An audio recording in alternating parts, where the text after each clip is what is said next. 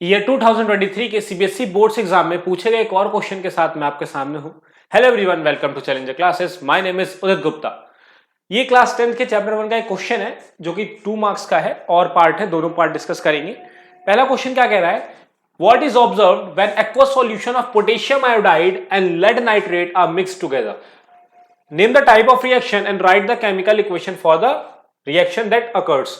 तो यहां पर आपसे बोल रहा है कि अगर हम पोटेशियम आयोडाइड और लेड नाइट्रेट दोनों को मिक्स करते हैं तो क्या जो रिएक्शन होगा वो कैसा होगा, किस टाइप का रिएक्शन होगा, और उसके लिए हमें क्या लिखना है, केमिकल इक्वेशन लिखना है। उस रिएक्शन के लिए केमिकल इक्वेशन लिखना है। चलिए करते हैं इस क्वेश्चन को सॉल्व।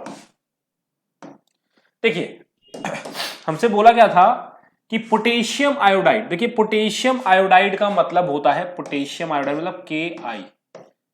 पोटेशियम की भी वैलेंसी 1, आयोडीन की भी 1, तो ये हो गया Ki। और लेड नाइट्रेट, तो लेड हो गया Pb, नाइट्रेट हो गया NO3। तो क्योंकि लेड की वैलेंसी 2 होती है और नाइट्रेट की 1 होती है तो ये हो जाएगा PbNO3 का होल ट्वाइस।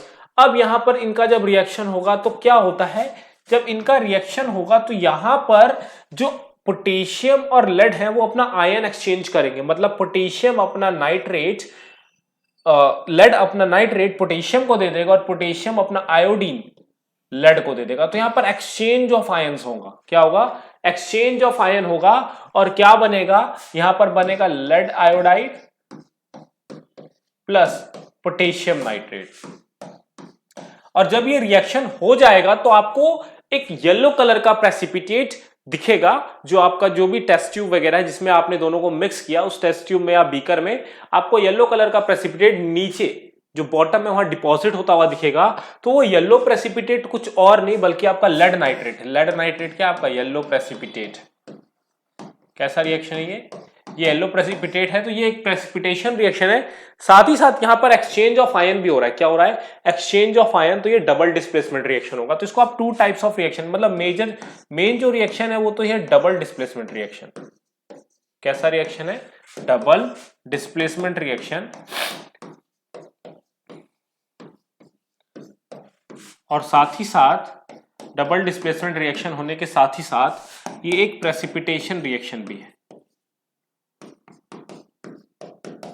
कैसा रिएक्शन है ये, प्रेसिपिटेशन रिएक्शन। क्यों है प्रेसिपिटेशन रिएक्शन बच्चों, क्योंकि यहां एक प्रेसिपिटेट का फॉर्मेशन हो रहा है। क्या होता है प्रेसिपिटेट, एक इनसॉल्यूबल प्रोडक्ट जो कि ना तो सॉल्यूशन में डिसॉल्व होता है, ठीक है, और वो क्या होगा, या तो वो नीचे सेटल डाउन हो जाएगा या तो पानी में ऊपर वो तैरेगा। तो इस तरीके के सॉलिड इनसॉल्यूबल प्रोडक्ट को हम लोग प्रेसिपिटेट कहते हैं। और जिस रिएक्शन में प्रेसिपिटेट का फॉर्मेशन होता है उसको प्रेसिपिटेशन रिएक्शन कहते हैं, ठीक है। अच्छा, आपसे ये पूछ रहा था कि बताइए आपने क्या ऑब्जर्व किया। तो बच्चे आपको ना पहले समझाना होगा कि जब आपका जो है लेड नाइट्रेट और पोटेशियम आयोडाइड आपस में रिएक्ट करेंगे तो एक इनसॉल्यूबल प्रेसिपिटेट का फॉर्मेशन होगा जो कि लेड नाइट्रेट होगा, और साथ ही साथ पोटेशियम नाइट्रेट भी जो है वो फॉर्म होगा। अब ये कैसा रिएक्शन है, ये डबल डिस्प्लेसमेंट रिएक्शन है। साथ ही साथ क्योंकि प्रेसिपिटेट बन रहा है तो प्रेसिपिटेशन रिएक्शन भी होगा ये, और उसकी रिएक्शन ये रही। तो ये 2 मार्क्स का क्वेश्चन है। थोड़ा सा आपको स्टेटमेंट के लिख करके आपको उसको समझाना भी पड़ेगा, ठीक है। थोड़ा सा स्टेटमेंट आपको 2-3 लाइंस का लिखना पड़ेगा। इसके नेक्स्ट पार्ट की तरफ बढ़ते हैं। तो ये हो गया हमारा, ठीक है। अब बच्चों का डाउट आता है कि सर इसको बैलेंस करके लिखना है कि नहीं लिखना। देखिए अगर आप क्वेश्चन की तरफ बढ़ते हो, मैं इसको इरेज कर रहा हूं, अगर आप क्वेश्चन की तरफ बढ़ते हो तो क्वेश्चन में आपसे नहीं बोल रहा है कि आप बैलेंस्ड केमिकल इक्वेशन लिखो, आपसे बोल रहा है केमिकल इक्वेशन लिखो, तो नंबर नहीं कटेंगे। अगर आपने बैलेंस केमिकल इक्वेशन नहीं लिखा तो नंबर नहीं कटेंगे। आप लिख सकते हो बैलेंस केमिकल इक्वेशन अगर टाइम है तो, ठीक है, क्योंकि 2 मार्क्स का क्वेश्चन है, ठीक है। तो 2 मार्क्स में वैसे ही इन्होंने 2 मार्क्स के लिए सफिशिएंट चीजें पूछ रखी हैं। तो आगे बढ़ते हैं और पार्ट की तरफ। When copper powder is heated in a watch glass a black substance is formed. जब कॉपर पाउडर को हम लोग हीट करते हैं वॉच ग्लास में तो एक ब्लैक सब्सटेंस का फॉर्मेशन होता है।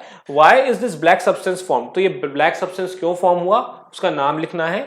और साथ ही साथ हमें यह बताना है कि उस ब्लैक सब्सटेंस को रिवर्स कैसे करा जाए। रिवर्स इन द सेंस कि हमने कॉपर पाउडर से अगर वो ब्लैक सब्सटेंस बनाया तो उस ब्लैक सब्सटेंस से कॉपर पाउडर कैसे एक्सट्रैक्ट कर सकते हैं। चलिए इसको भी करते हैं।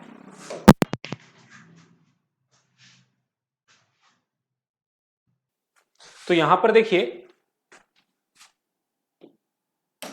हमसे बोल रहा है जब हम कॉपर पाउडर को हीट करते हैं, किसको हीट करते हैं, कॉपर पाउडर को।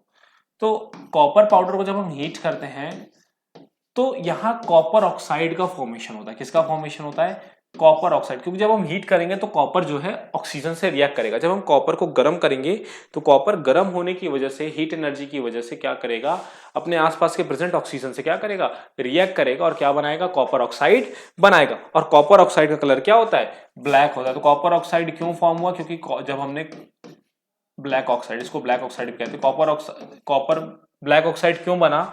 तो ब्लैक ऑक्साइड इसलिए बना क्योंकि जब आपने कॉपर को हीट किया तो कॉपर ने आसपास में जो भी ऑक्सीजन था एटमॉस्फेयर में उससे रिएक्ट किया और कॉपर ऑक्साइड बना लिया। और copper oxide black substance, black colour का होता है, इसीलिए ब्लैक कंपाउंड का फॉर्मेशन हो रहा है वहां पर।